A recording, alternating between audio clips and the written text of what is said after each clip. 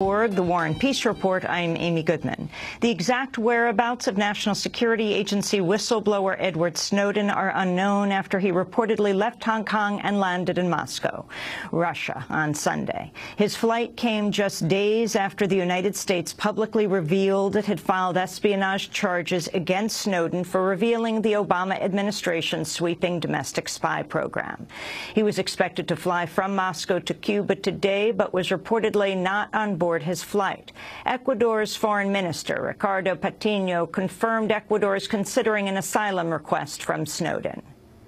Esa es una especulación. Nosotros tomaremos la decisión en su momento. That's just a speculation. We will make the decision on Pero time. por supuesto que la estamos analizando con mucho cuidado y con mucha responsabilidad. We are analyzing it with a lot of responsibility and taking good care El of it. tema es un tema que tiene que ver con la libertad de expresión, que tiene que ver con la seguridad de los ciudadanos del mundo, que tiene que ver con los derechos a la confidencialidad de las comunicaciones y por tanto requiere un estudio suficientemente agudo.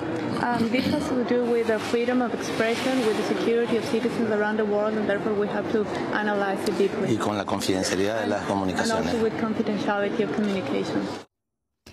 The United States has revoked Snowden's passport and asked Russia to expel him. Hong Kong allowed Snowden to leave despite a request by the U.S. to arrest him, saying documents submitted by the U.S. did not, quote, fully comply with the legal requirements under Hong Kong law, and it had no legal basis to prevent him leaving. The Hong Kong government also said it wanted more information about alleged U.S. hacking of computer systems in Hong Kong.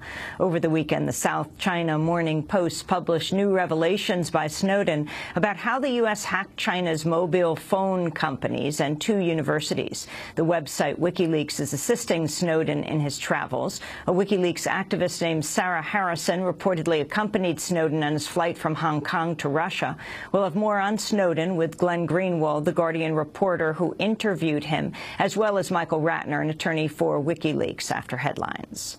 House Minority Leader Nancy Pelosi was challenged over her criticism of Edward Snowden in defense of the Obama administration's surveillance policies during the Netroots Nation conference in California. As she spoke about the need to balance security with privacy rights, activist Mark Perkel interrupted, shouting, "It's not a balance, it makes us less safe." Pelosi was later booed when she mentioned Snowden.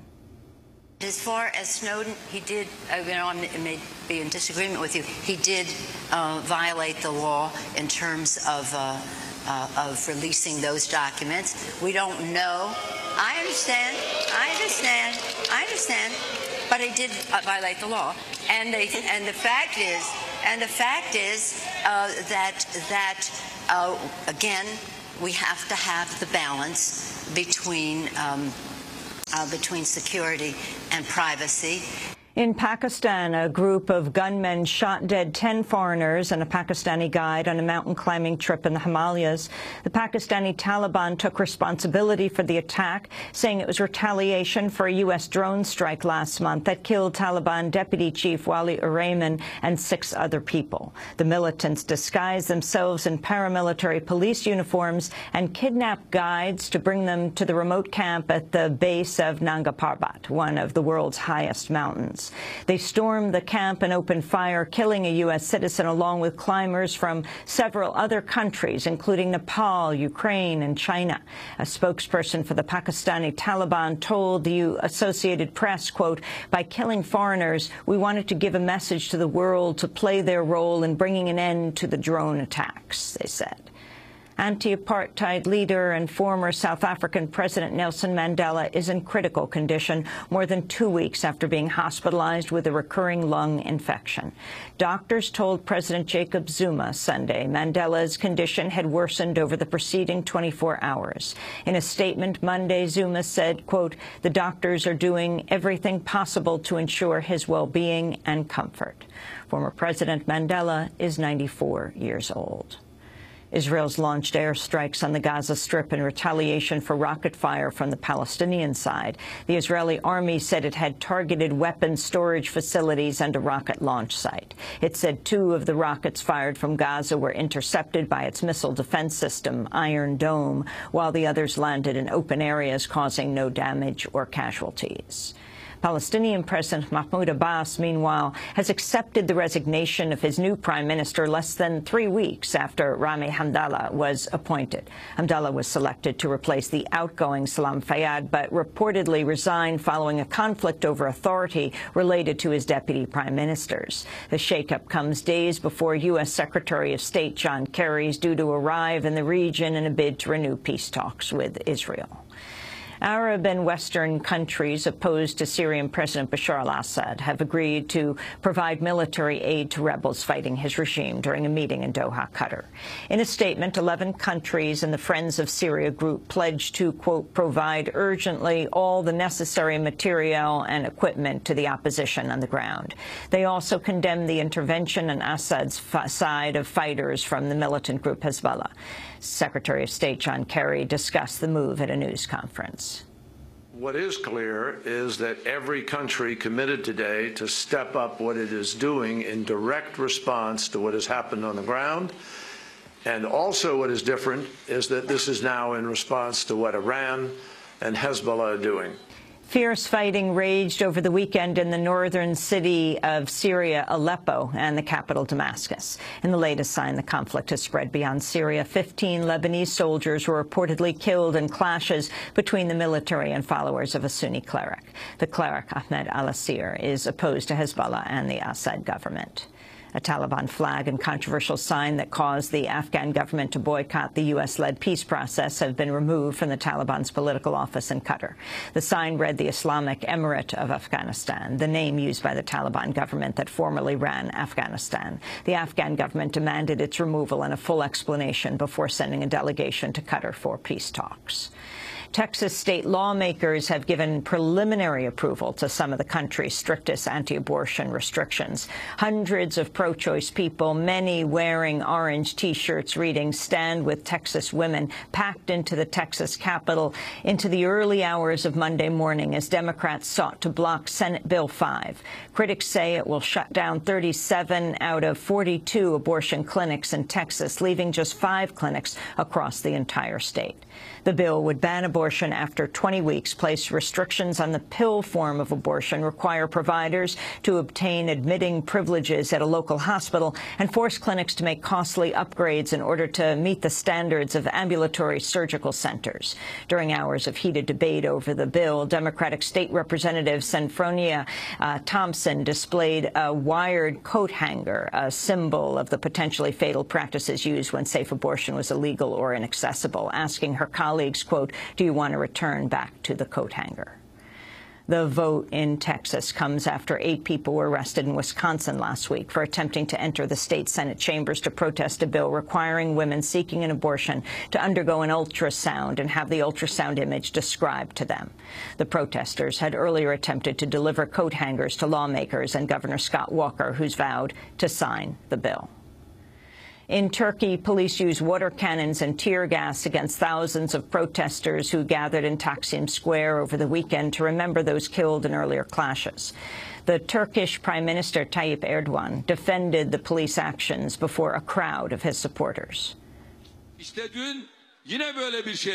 Yesterday, they once again attempted to occupy the square. Police showed patience until some point. They made a series of warnings, but when the crowd refused to leave, the police had to disperse them.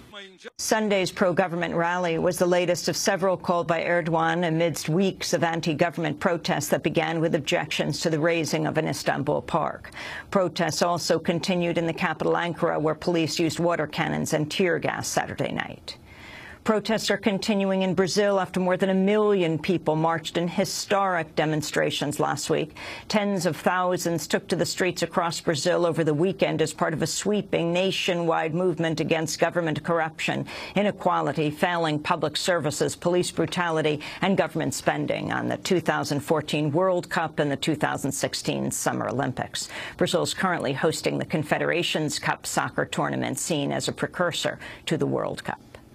Roughly 100,000 people marched in Rome, Italy, Saturday to protest crippling austerity measures and soaring unemployment during a rally organized by Italy's 3 largest union groups. Unemployment in Italy recently hit a record high of 12%. More than 40% of people under the age of 24 are jobless. Union leaders and workers demanded action from the government. We are here this morning to say that our country needs fast answers to allow us to get over this crisis. Finally, we have found a way to be united on all the fundamental issues, those of reforms, work, violence against women, and to battle together on this.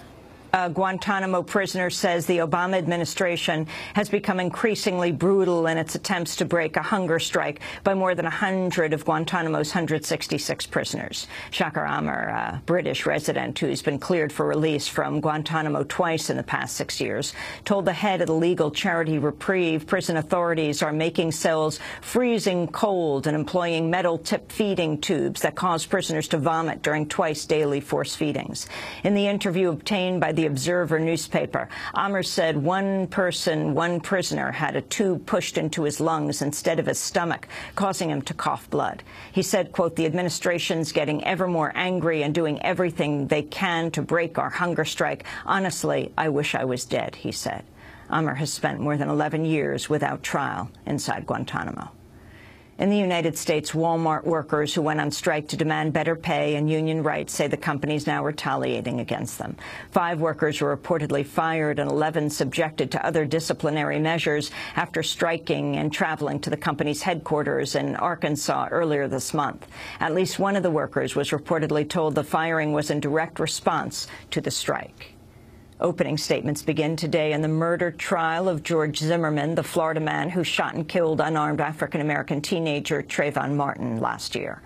Zimmerman will face a jury of 6 women, 5 of them white. He could face up to life in prison on charges of second-degree murder. And the Food Network has announced it's canceling celebrity chef Paula Deen's TV program after she admitted using racial slurs. Deen's apologized for the behavior, which came to light as part of a lawsuit brought by a former manager of a restaurant owned by Deen and her brother. The worker said employees were subjected to sexual harassment and racist comments. Deen has also admitted she considered planning a plantation-style wedding for her brother by hiring all-black waiters. And those are some of the headlines. This is Democracy Now!, democracynow.org, The War and Peace Report.